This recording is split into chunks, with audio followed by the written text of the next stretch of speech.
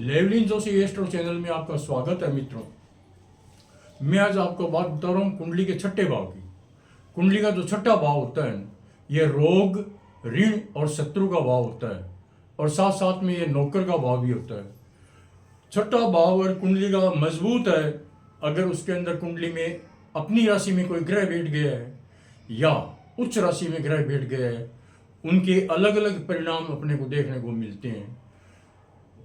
मैं जो बात बताऊं कि कुंडली का छठा भाव, आठवां भाव और 12वां भाव ये त्रिक भाव है और उनको एनालिसिस करना भी थोड़ा सा हम लोगों को भी कई बार क्या होती है कि बहुत बारीकी से देखना पड़ता है। अब कुंडली के छठे भाव की बात सुनो। यह कुंडली का छठा भाव लगन से ठीक 150 डिग्री के ऊपर चलता है और यह क्या है, एंटी है। तो इसका मतलब क्या है कि यहाँ पर जो भी ग्रह होगा वो लगन का एंटी होगा, यानी विरोधी होगा। तो निश्चित रूप से स्वाभाविक है कि लगन के अंदर या तो रोग पैदा करेगा या लगन का विरोध करेगा। अभी रही बात यह है कि कुंडली में छठा भाव, अगर इसके अंदर ये जो छठा भाव है यहाँ पर अपनी राशि में कोई ग्रह बैठ गया तो नुकसान कम करेगा या न भी करेगा। सवाल इस बात का है कि कुंडली का छठा भाव कुंडली के जो चतुर्थ भाव है ना उससे तीसरा पड़ता है, तो माता का पराक्रम भाव है, ये जनता का पराक्रम भाव है ये।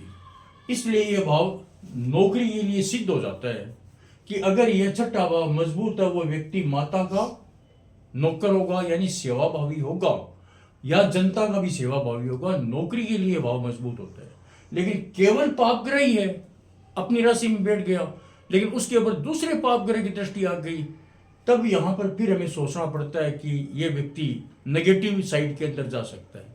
नौकरी करेगा तभी, बढ़िया उत्तम नौकरी तभी करेगा जब इसका बृहस्पति, बुध या शुक्र या चंद्रमा के साथ में उत्तम संयोग हो। कुंडली का छठा भाव और इस छठे भाव का जो अधिपति है ये कुंडली के जिस भाव में भी जाएगा उस भाव का नुकसान ही करेगा, यानी उस भाव से कुछ ना कुछ लेगा। उस भाव में रोग पैदा करेगा, उस भाव में ऋण पैदा करेगा।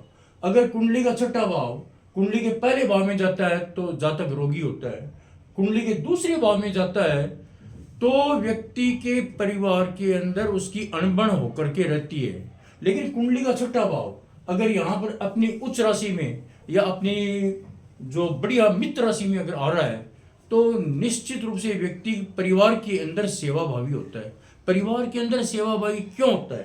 क्योंकि माता की कुंडली से तीसरा भाव है, यह ननियाल पक्ष का भाव भी होता है, मामा मामी और मौसी का भाव भी होता है।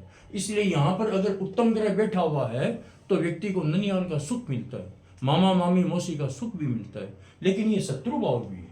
अगर यहाँ पर पाप ग्रह बैठ जाता है और ये अगर विरोधी राशि में बैठता है तो व्यक्ति को शत्रु से मतलब क्या है कि मुकाबला करना पड़ता है। यहां पर अगर उच्च ग्रह बैठ जाता है कुंडली का तो व्यक्ति के शत्रु जो होंगे वे भी उच्च कैटेगरी के होंगे, मामूली शत्रु नहीं होंगे। ये ज्ञाति भाव कहलाता है। अगर यहां पर कुंडली में स्वग्रही बैठ गया तो व्यक्ति के ज्ञातिजन जो उसके होंगे, परिवार के जो गोत्रजन होंगे, वे विरोधी भी होते हैं, लेकिन फिर भी वह उनको समझता कुछ भी नहीं, अपना काम बड़े मजे से निकालता है। कुंडली के छठे भाव का जो अधिपति अगर कुंडली के तीसरे भाव में जाता है तो व्यक्ति का अपने भाइयों से, छोटे भाइयों से या बहनों से कुछ विरोध भी पैदा हो सकता है।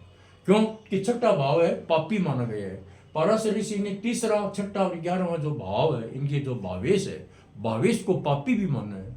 यानी अगर ये कुंडली का छठा भाव अगर कुंडली के चतुर्थ भाव में जाता है, व्यक्ति की अपनी माता से शत्रुता होती है। अगर कुंडली का छठे भाव का अधिपति अगर 5वें भाव में जाता है, 5वें भाव में जाने का मतलब यह है कि व्यक्ति की जो मंत्रणा शक्ति होती है वह रोगों को दूर करने में भी हो सकती है।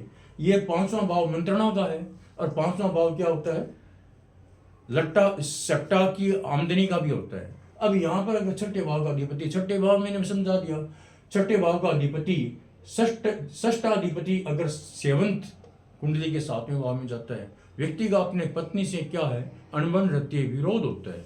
लेकिन अगर अपनी राशि में चला जाता है तब विरोध नहीं होता। अगर कुंडली के छठे भाव के अधिपति पर बृहस्पति या शुक्र की दृष्टि आ रही होती है तब यह विरोध कम होता है। कुंडली के छठे भाव का अधिपति अगर 8वें भाव में जाता है तो निश्चित रूप से व्यक्ति को शारीरिक पीड़ा और भोगनी पड़ती है। व्यक्ति को चिंता, और कुंडली छठे भाव का अधिपति अगर 9वें भाव में जाता है भाग्य स्थान के अंदर, तो ये भाग्य स्थान के अंदर रुकावट पैदा करेगा। व्यक्ति को अपने भाग्य को बनाने के लिए परिश्रम करना पड़ेगा। क्यों कि 9वें भाव से कुंडली का छठा भाव 7, 8, 9 और 10 पड़ता है। भाग्य स्थान का अधिपति है, वह अपने स्थान से केंद्र में आ गया है, तो व्यक्ति भाग्य अपने पुरुषार्थ से, मेहनत से बनाएगा, नौकरी करके बनाएगा। इतनी सी बात है, बाकी कोई नुकसान नहीं करेगा। और 10वें भाव का अधिपति अगर छठे भाव में आता है तो ये धन देने के लिए सहायक है, लेकिन व्यक्ति को मेहनत बहुत ज्यादा कराएगा। क्यों कि कुंडली का दूसरा भाव और छठा भाव और ये 10वां भाव, ये क्या है, अर्थ त्रिकोण माने गए हैं। छठे भाव का अधिपति अगर एकादश भाव में जाता है तो छठे से छठा यानी शत्रु का शत्रु आपका मित्र हो जाता है। यहाँ पर धनदायक बनता है, कोई परेशानी नहीं देता। हाँ, ये बात जरूर है कि अगर ये नेगेटिव सेंस में जाता है या शत्रु राशि में जाता है तो व्यक्ति को अपने दोस्तों से अनबन भी होती है, लेकिन फिर भी अंततोगत्वा धन देने में सहायक होता है। छठे भाव का अधिपति 12वें भाव में जाने का मतलब क्या है, व्यक्ति का ऋण जो होगा कई बार चुक भी जाता है, व्यक्ति का ऋण चुक जाता है, लेकिन व्यक्ति की शारीरिक पीड़ा जरूर उसको भोगनी पड़ती है। यहाँ त्रिक भाव के अधिपति है, उनके मैंने आपको जो छठे भाव के अधिपति के नियम बताए हैं। और आपको अगर वीडियो पसंद आए तो आप इसे लाइक कीजिए, सब्सक्राइब कीजिए। धन्यवाद।